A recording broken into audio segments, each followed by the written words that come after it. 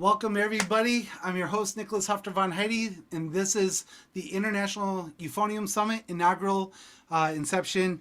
Welcome our guest, Phil Snedecor from the Boston area, originally from Texas. Really cool to get to know that you're a Texas native.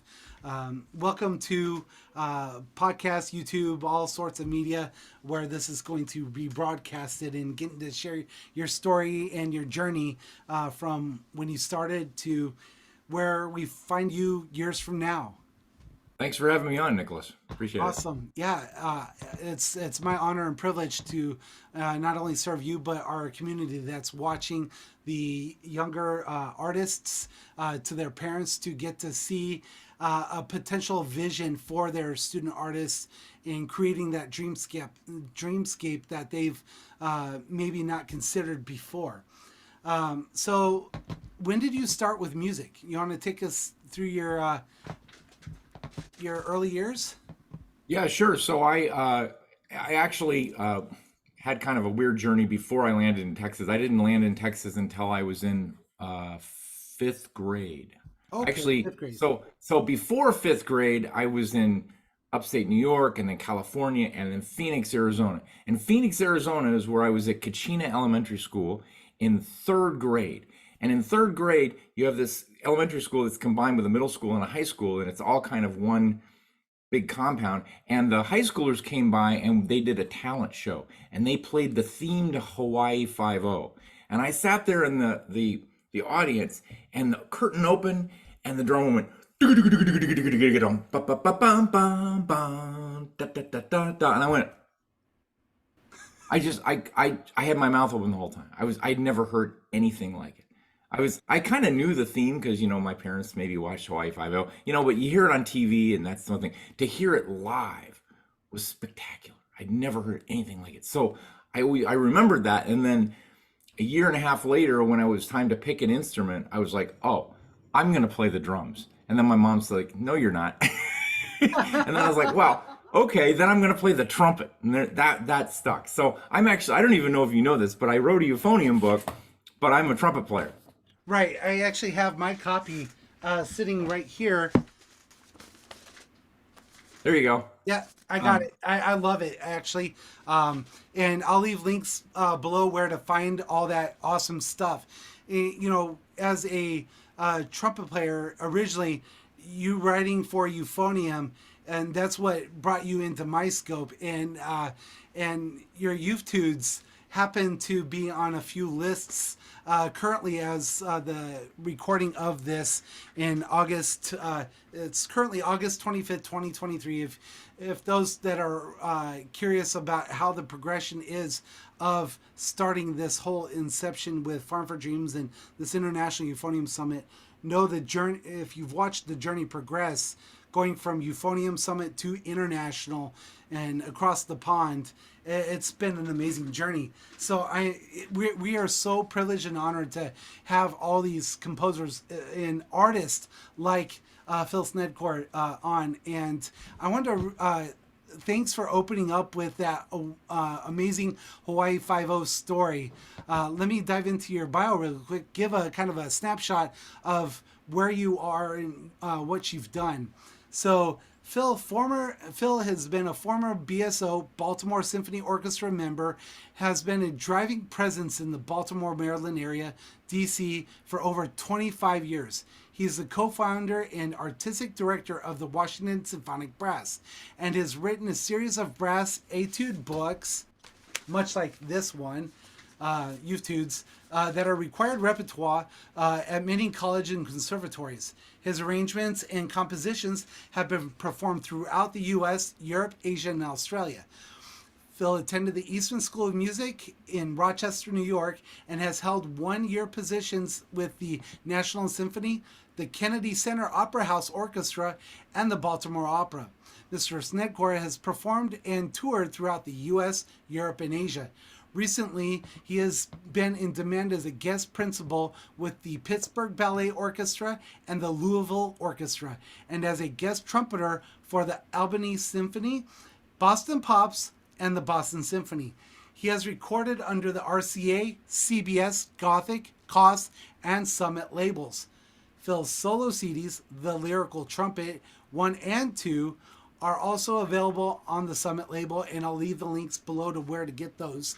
He is currently the professor of trumpet at the Hartt School of the University of Hartford. Welcome again. Thank you so much for taking me up on this invitation. It means the world to me.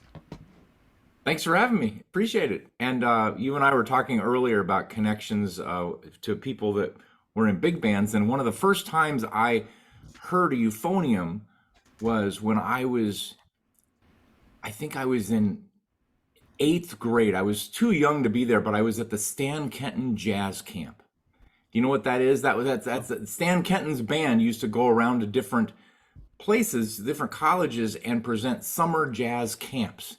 And the whole band would be there. That would be like their summer gig. And Stan Kenton himself was there with his band. Like, this was 1977, like a long time ago. And we were at University of Texas at Arlington, UTA. And I'm there as this little 8th grader, and I'm listening to the friggin' Stan Kenton band. And Stan Kenton, the first day or two, gets sick and he leaves. And guess who takes over? It has to be a euphonium player. What? It has to be a euphonium player.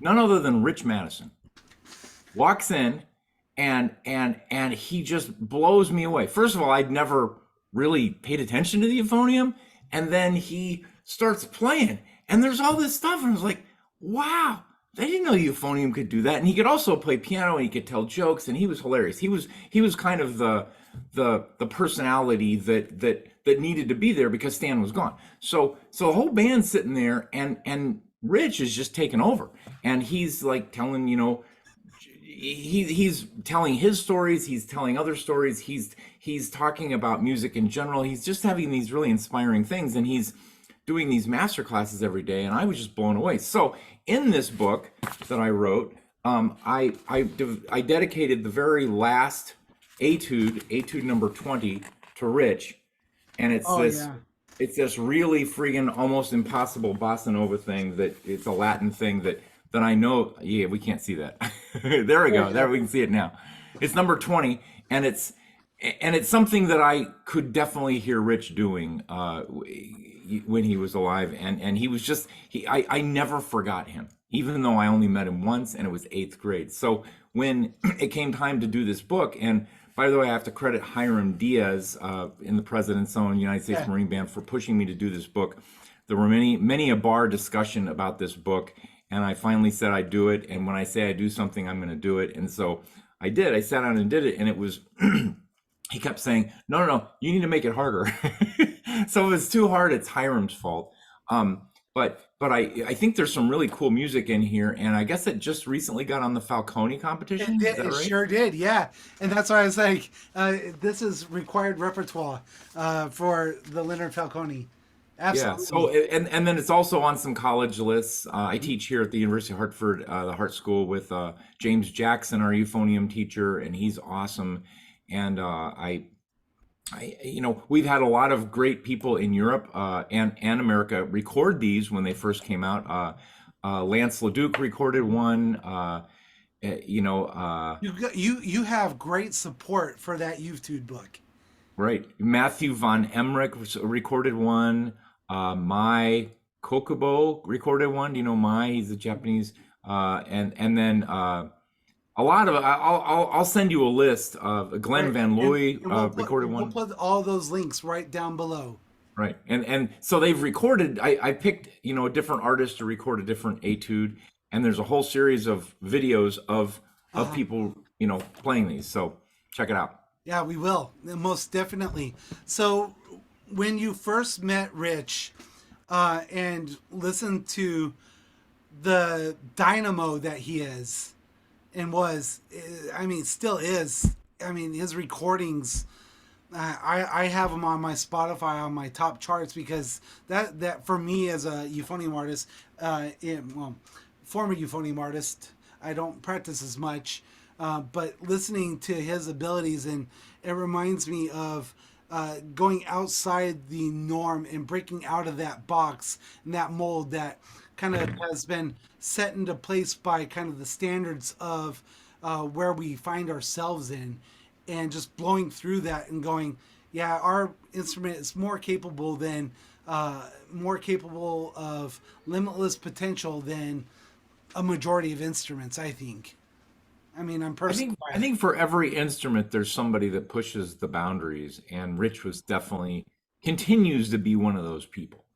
yeah, Even absolutely. even in post mortem after his death, you can still listen to his recordings and go, damn, I don't know if I can do that.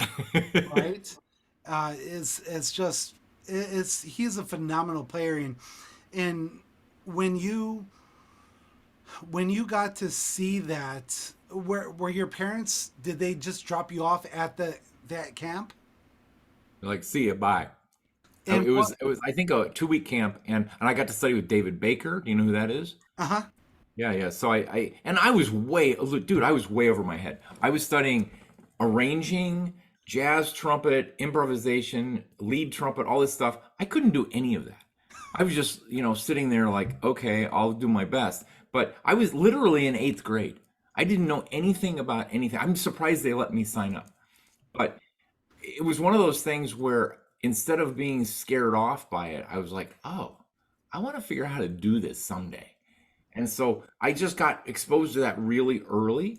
And I'm still not I can't improvise very well. I don't make my living doing that. I'm mainly a classical trumpet player. But the main thing I got out of that is if you want to do something, just go for it. Don't let any kind of limitation stop you. Just go for what you love, and you'll. And those guys just looked like they were having a great time. I was like, that's what I want to do for a living. I want to sit back there in that trumpet section and do that. That was cool. So would you note that as your first kind of aha moment? Yes, I want to do that. I want to be a musician. To that moment at the camp, or before that? I think I had, well, look, starting from the whole Hawaii 5-0 thing, I just was like, yeah, I think I want to do this. And then the more I practiced, the more it became fun, and I just kind of found my way. I think everybody's got to find Hmm. what they do best, even if they've got, if they, even if they found the right instrument. Like some people start on the trumpet and they transition to the horn or the euphonium or whatever, and then they start on the euphonium and they go to something else, right? Sure, That happens all the time. it does. I found my instrument pretty fast, but I didn't know what on that instrument I was going to do. And right now, what's cool about what I do is I I play a lot of trumpet still. I still I toured Japan with Boston Symphony last November. I mean, I'm still very active in the trumpet world. But I teach full time at the Hartt School, University of Hartford, and I also do a lot of writing. I'm writing piano parts for my trumpet etudes, and that's a big part of what I do too. So I'm playing, I'm composing, I'm teaching. I'm actually doing kind of these inspiring, what do you call them, lectures about your career in music. I just wrote this. I don't know if you can see this, but it's Making making Making great, Rain. perfect, and I that's just I wrote uh, a book about basically the music business. awesome. I'll And leave a so link Jeff Kurnow did below. my cover, and that's me in a raincoat with the notes coming down, That's awesome. and it's just talking about how to make your way in this business that's so kind of confusing It sometimes. is, and that's what this is all about, is providing those opportunities to realize that there is more to being a musician than starving. Because I think a lot of parents, right? A lot of parents go, "What are you gonna do as a musician? How are you Right. gonna make the money? Where are you gonna go? What kind of jobs are you gonna get?" They have no idea. They maybe find themselves, especially watching or listening to this or reading this at some point, as, what's my kid gonna do? Oh no, they're going to be a musician. They're not going to be a doctor. They're not going to be a lawyer. They want to do what? And most of all, is they want to play what? A euphonium? What? It just doesn't make that adjustment. But I'm glad you put forward that resource, because that makes the realm, the possibilities and resources that we have access to now more than 20 years ago, even 10 years ago, it just makes it so much applicable to nowadays, and to build that bridge from where they are now to where they can become. That's really Absolutely. awesome. And Um, you know, Go ahead.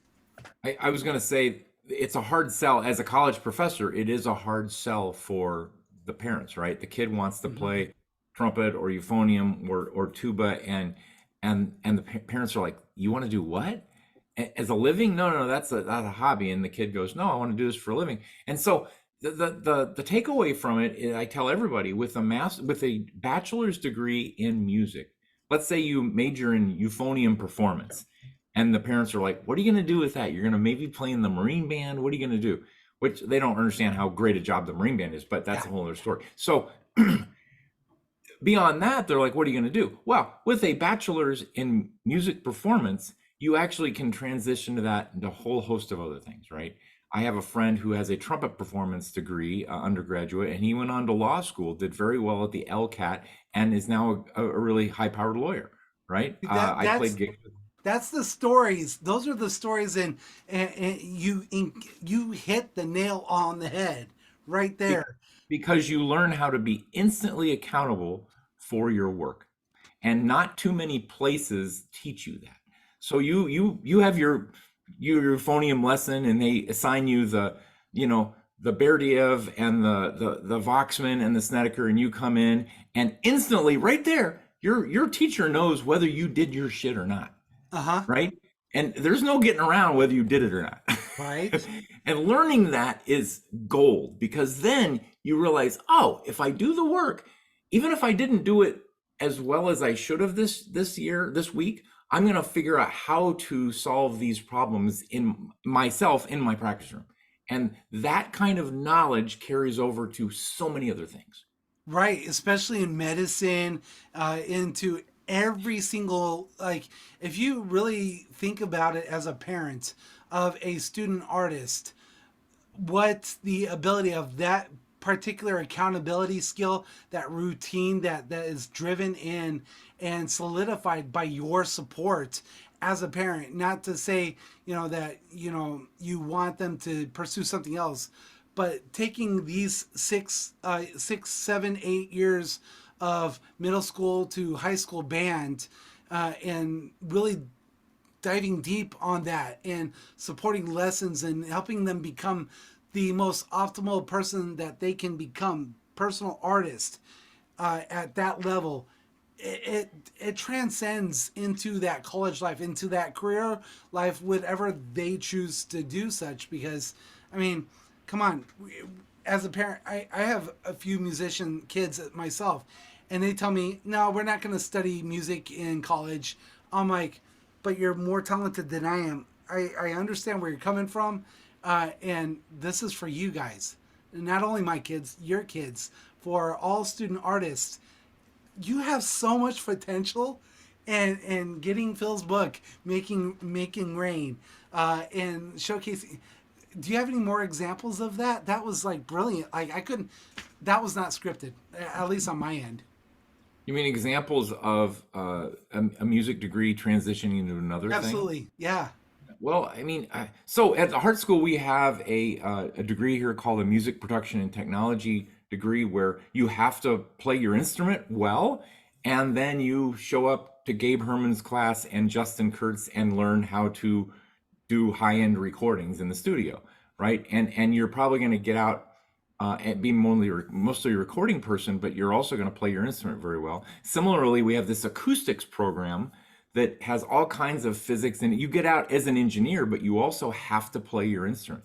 And one of the things that we feel is important here, and we're unusual in that way, is that you're not only going to learn how to design a concert hall or a lecture hall or whatever you're going to do as an acoustician, but you're also going to figure out how to make those sounds, those on these instruments that you're trying to reflect accurately, right? And so I teach these acoustics majors who maybe don't have the passion to be the principal trumpet in the New York Philharmonic, but that's okay, because they're going through this process, going through the act of learning an instrument on a high level, gives you tools that you don't get in other degree programs.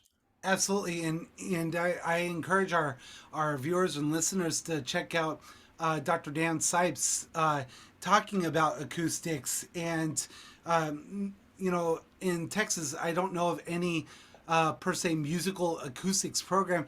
Here we go, folks. It's right here, the Hartt School. I Our can't wait school, to. University of Hartford, we're one of the only ones that has something like that. And it's, I'm not going to say that there's not anything else out there like that, but I think more people are starting to do this cross pollination thing. Absolutely, and I think that's more important as each instrumentalist, an artist, composer, whatever dynamic you find yourself in as a parent, as a student artist, emerging artist, emerging composer, is that the idea of cross pollination and finding out exactly where you want to fit, what really is where your center of gravity really becomes, not just as a performer, but as a graphic designer, as a acoustician, or a in any facet. It's just really truly amazing where we're at now. Going back to that Stan Kenton jazz camp, how was it getting into that camp? The support your parents uh, provided and drove you even. What was it like leading up to that camp? You mean before I got dumped at University of Texas at Yes, Arlington? yes. I, I have no recollection. I mean, I would, I would practice my elementary school trumpet stuff, or I guess I had junior high at that point.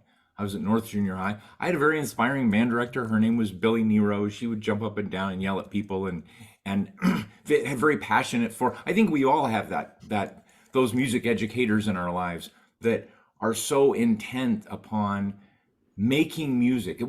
She wasn't so much about the notes being perfect, which was great about her. I mean, we were in Texas, right? So the notes were mostly perfect, right? Because you're in the Texas band system, and that's the way it is. But she wanted you to make music.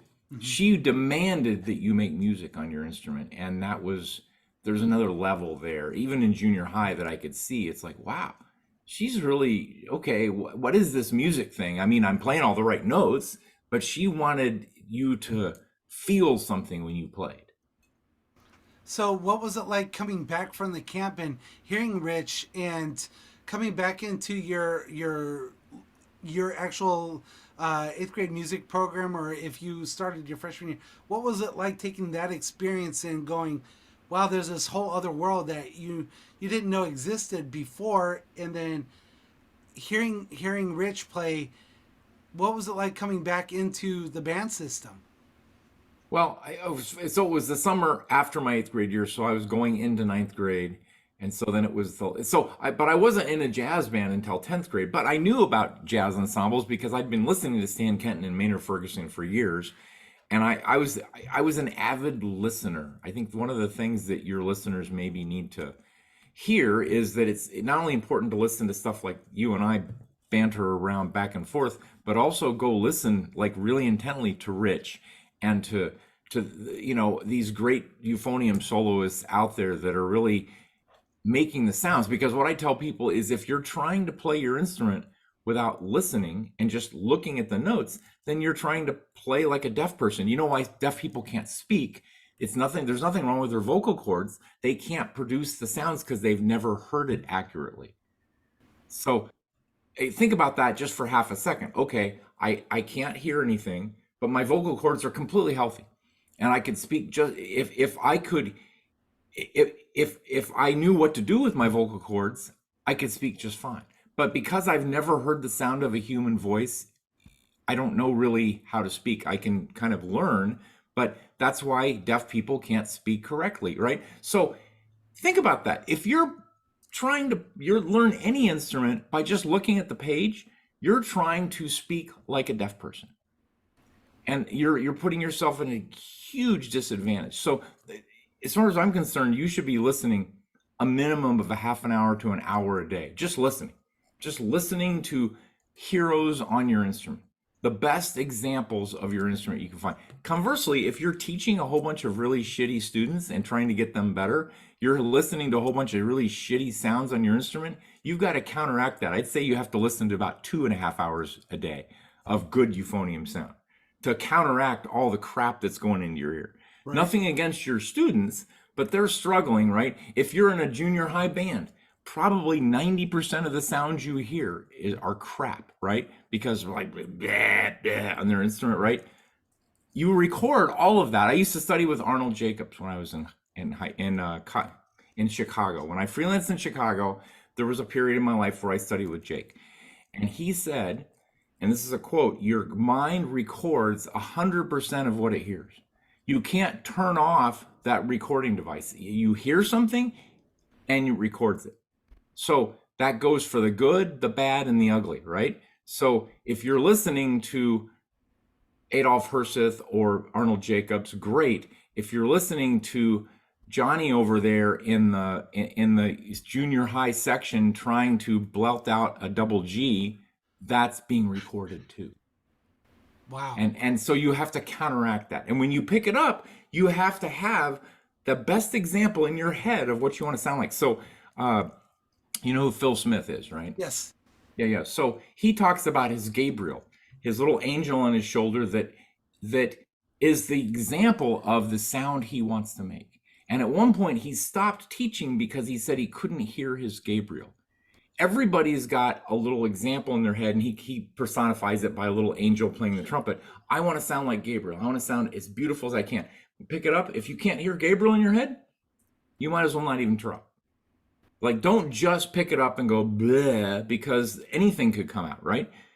Even if you're looking at the right note, the note's just a visual graphic of what you want to play, but it's not telling you how it should sound.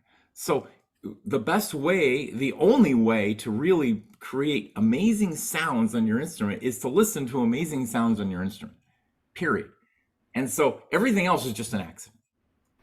So that's my song and dance there. You have to have your Gabriel. You have to listen to great sounds on your instrument, just like when you listen to your parents when you were growing up. Before you spoke, you listened to them speak to you every day.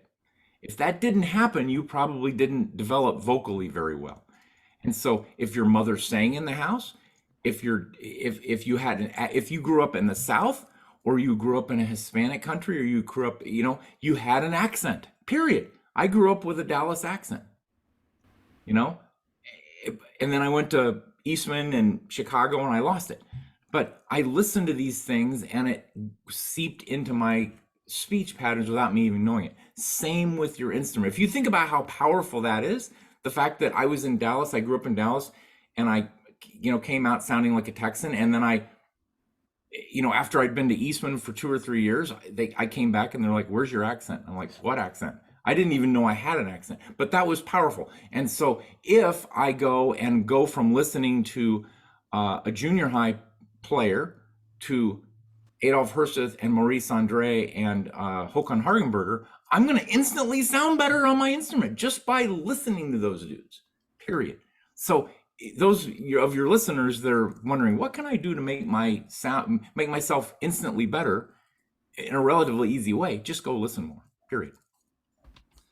So, when was the first inception of going back to Rich and your journey with composition per se? What was the first doodle I guess you created for Euphonium? Oh, not till years later. I didn't start writing for. So I started writing, Sure. and I did a couple of band pieces that had euphonium parts in it, but I never really actually wrote a solo euphonium part until this book. Because here's my path. So with that is that I started writing for my little group called Current, which had, trumpet and saxophone and rhythm section, and started doing arrangements for that. And then I started writing original tunes for my high school jazz band.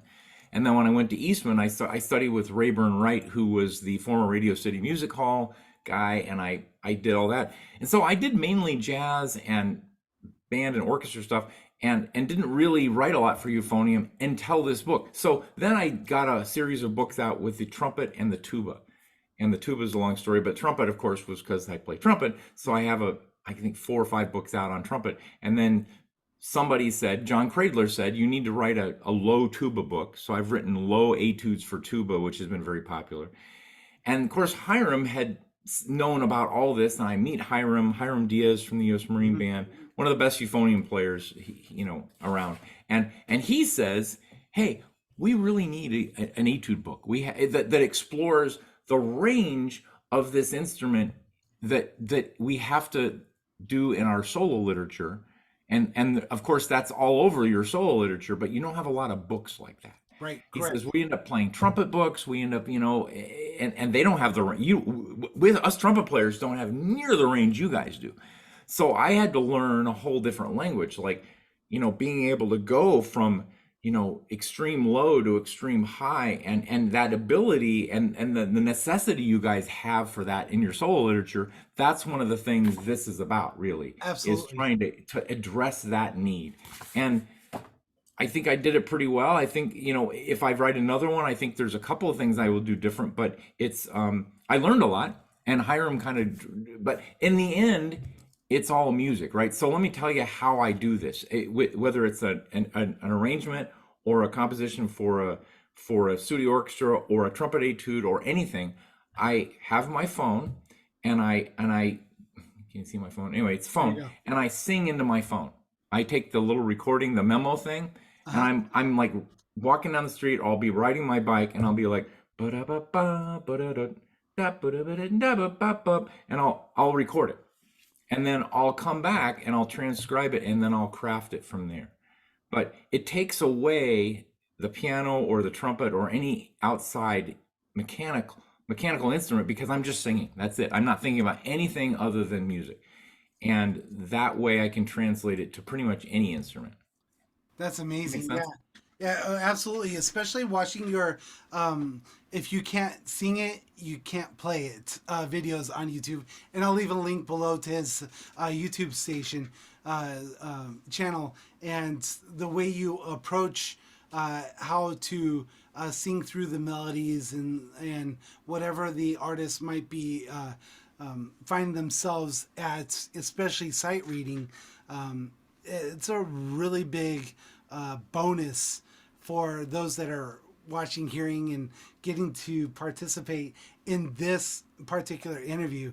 I think is really a really great moment for someone in the audience, that's watching or listening, that needs to hear this at that particular moment. So it's really rich. I really appreciate you coming on and providing the early snapshot of how euphonium became kind of this impact with the Euph'tudes. You got a better shot on your camera, but It's a trick, isn't it? Getting it it sure is. I strong. saw how you put it up at that slight angle. I'm like, that was clever. I'm gonna see if I could do that too. I just figured that out just Yeah. now. So I'm gonna go for round two here. Oh, almost. Anyway, There you go. yeah. So it's all about taking the initiative and stepping outside of what has been shown you the norm, and making those monumental or even incremental steps forward in the best version of yourself. And this certainly is an amazing platform in which you can learn to like some really cool tips, to listen to great euphonium artists, trumpet. I mean, Maynard Ferguson alone also played baritone on one of his YouTube things, and I'll put a link to that also. Maynard Ferguson, wow, what an artist, what a musician. But I want to. Phil has agreed to come back for additional minuets, and following up on the series that's becoming more evident and more needed for the student artists, the parents to kind of contribute. And I'm going to order the book Making Rain so I can read it and perhaps glean some questions and dive deeper into it for those that are listening and haven't gotten the transcripts or even further their ability, so I can go ahead and bonify. I mean, you have all these amazing professionals that have already provided a really great review of the book alone, and especially with Hiram and all the going for round three here, um, going and leaving the video links to all the Etude like kind of premieres online. We have the best ability of becoming our best version now. And this platform, the International Euphonium Summit, having Phil Snedecor with us from the Boston Pops, Boston Symphony Orchestra, and all these amazing, just wow. And I didn't know that the Hartt School had up at Hartford is one of the only acoustic programs in the nation. And that right there, It's one, and specifically, it's one of the only ones where you play your instrument and learn it on the high level, and then get a degree in acoustics. yeah, that's amazing. And I know there's a lot of at the time of this recording, James is a former Coast Guard euphonium player. Correct. He just retired from the Coast Guard band, and he's one of our assistant wind ensemble conductors now. Oh, that's So amazing. he teaches euphonium and does the wind ensemble. Fabulous conductor, really great musician. Like, one of the things I love about James Jackson is he's not just an instrumentalist. He's a musician's musician. Like, when you're up there, he's like my band director that I told you about long ago. He demands that you make music. Don't just play the notes. Make music, and he demands that. I've seen that. It's really That's cool. amazing. You know, that's really awesome. I hope to, in the near future, be able to provide his background and his bridging point between where he was, where he has been, and where he currently is. And You should have him on. I'll send you his address. He's great. awesome, perfect.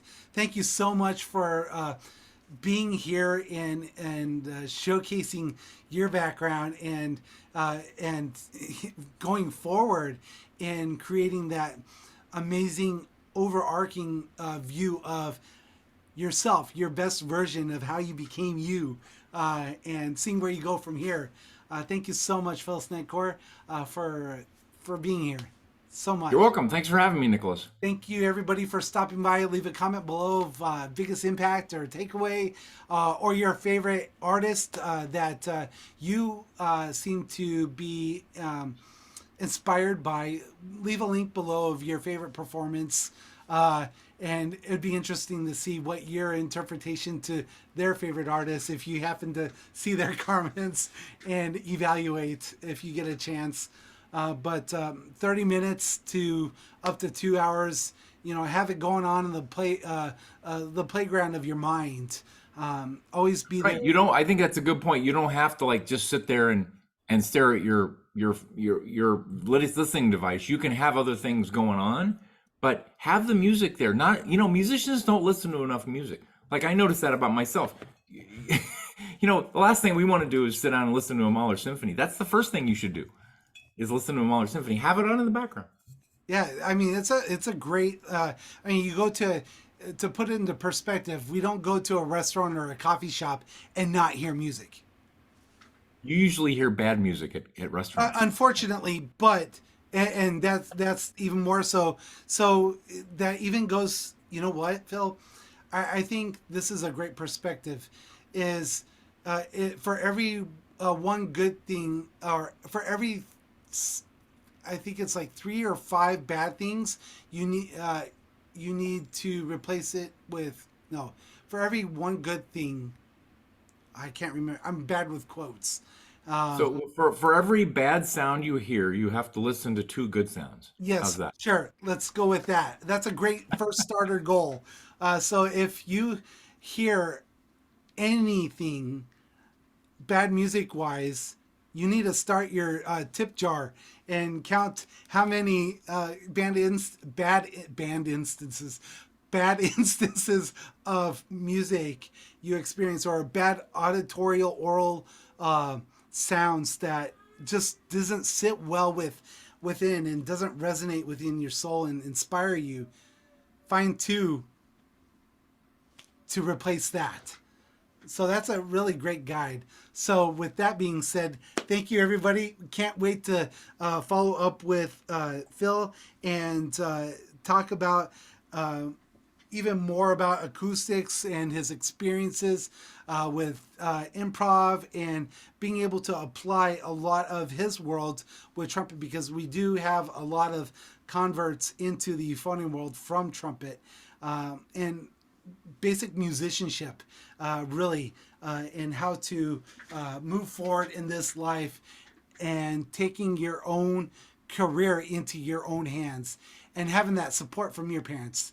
So I invite you to subscribe and come back next time for the next episode. Thank you so much, everybody. Have a wonderful day. Thank you, Phil.